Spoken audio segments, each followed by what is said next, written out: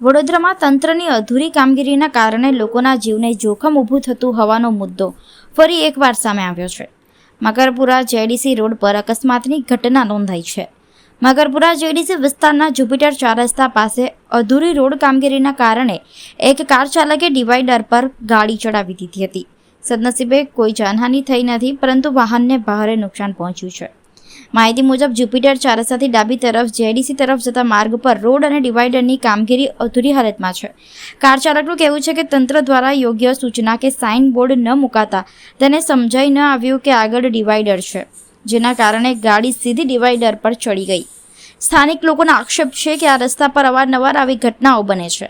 અધૂરી કામગીરી અને સૂચના બોર્ડના અભાવના કારણે અકસ્માતોની સંભાવના વધી રહી છે, જે લોકોને માટે જીવલેણ સાબિત થઈ શકે છે।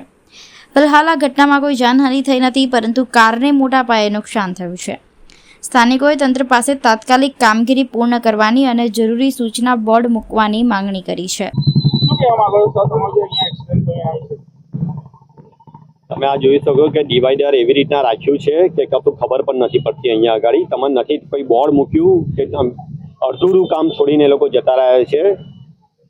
એટલે હું પ્રશાસનને ખાસ કહેવા માંગુ છું કે તમે કામ તમારું જે પણ હોય જલ્દી પૂરું કરો અને આવી રીતના આજે અમે બચ્યા છે, બીજું કોઈ અડફેટમાં ના આવી જાય। તમે ક્યાંથી ક્યાં જતા? એટલે હું કારેલબાગ જતો હતો। હું જીઆઈથી મારા કામ અર્થે આવ્યો હતો અને હું જતો હતો મારા કારેલબાગ મારા ઘર બાજુ।